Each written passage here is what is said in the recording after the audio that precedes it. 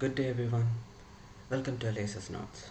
I'm Emil Geigy, second year BA English student, K College Vandanam, and today I'll be teaching you the poem The Canonization by John Donne.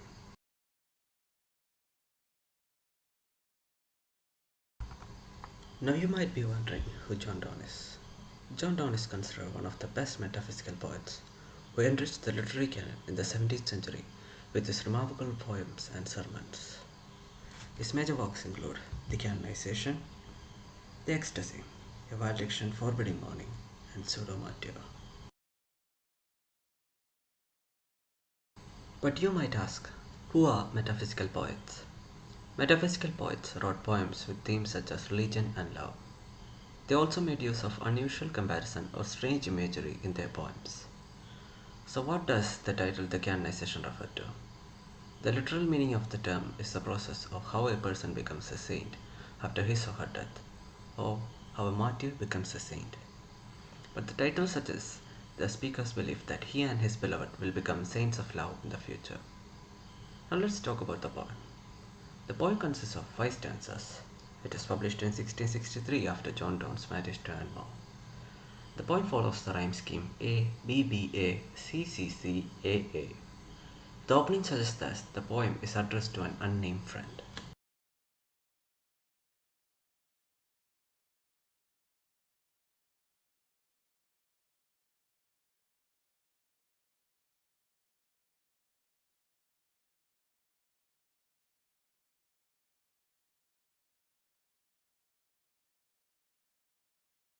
Now let's consider the first stanza.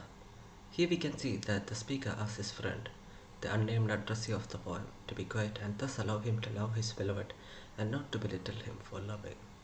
Here the unknown friend seems to be chiding or criticizing him. His friend can be considered as a representative of the world, who wouldn't let him and his beloved love.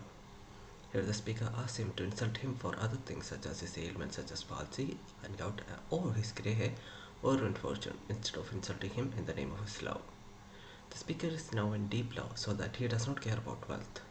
Also, he does not feel jealous about the wealth of others now. He even goes on to forbid the materialistic people from interfering with his life or love. He believes that instead of criticizing them, they should try to improve themselves. They should praise kings or such so they may receive some rewards.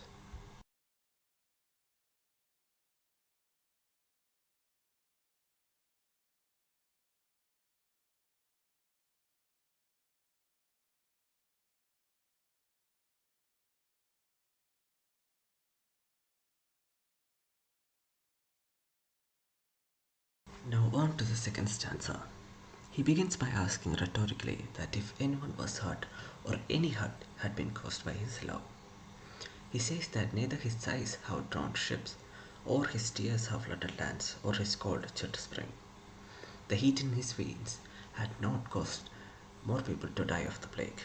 Soldiers still find war and law easily teaches men. That are people who are prone to suing others, regardless of the intense emotion of the speaker and his lover. These examples can be called hyperbole or exaggeration. He argues that the world will continue normally with or without his love. So he wonders why they are too concerned with his love. Here he tries to silence his friend.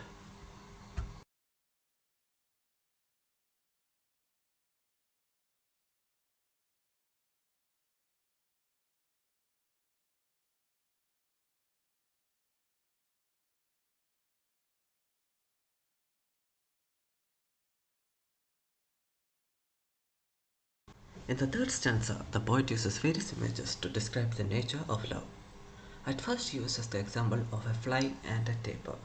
A taper is also another word for a candle. A candle burns itself out of its nature. This means they are so in love that they don't mind burning themselves in love. He also provided 3 more images to explain his love: an eagle, a dove, and a phoenix. In medieval fables, the old eagle would fly to the sun and get scorched and then plunge into a well to renew youthful energy. The central idea is a love that finds fulfillment through time. A dove signifies the pure and divine love that the speaker has for his beloved. And a phoenix is symbolic of the love that finds fulfillment in undergoing death or pain to find renewal and resurrection. Like a phoenix, it is burnt alive to attain youth.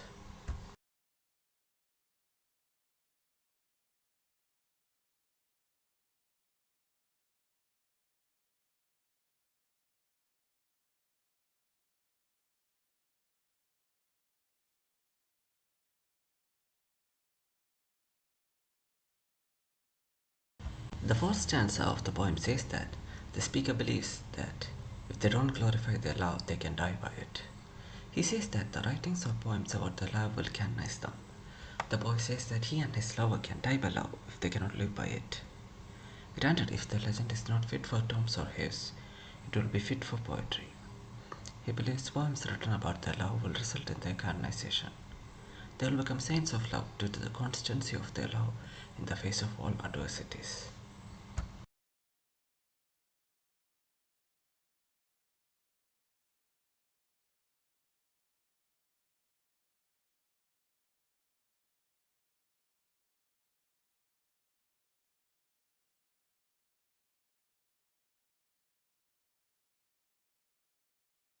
In the last stanza, the speaker says that all those who hear their love story will invoke the speaker and his beloved, and it will become a pattern of love worthy of emulation.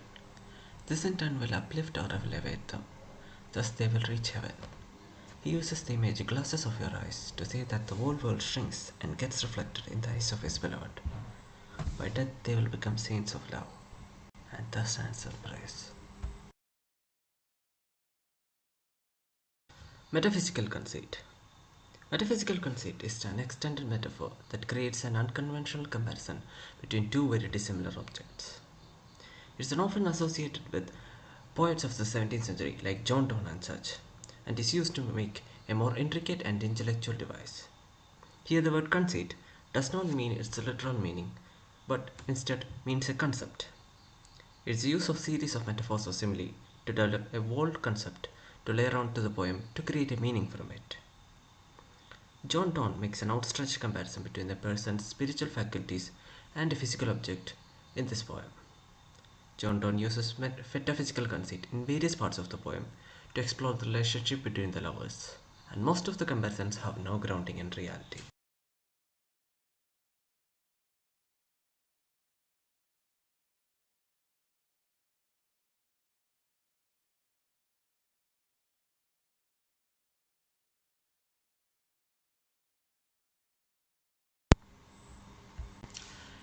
So, this was the beautiful poem, The Canonization by John Donne. I hope you all had a wonderful class. Thank you and have a nice day.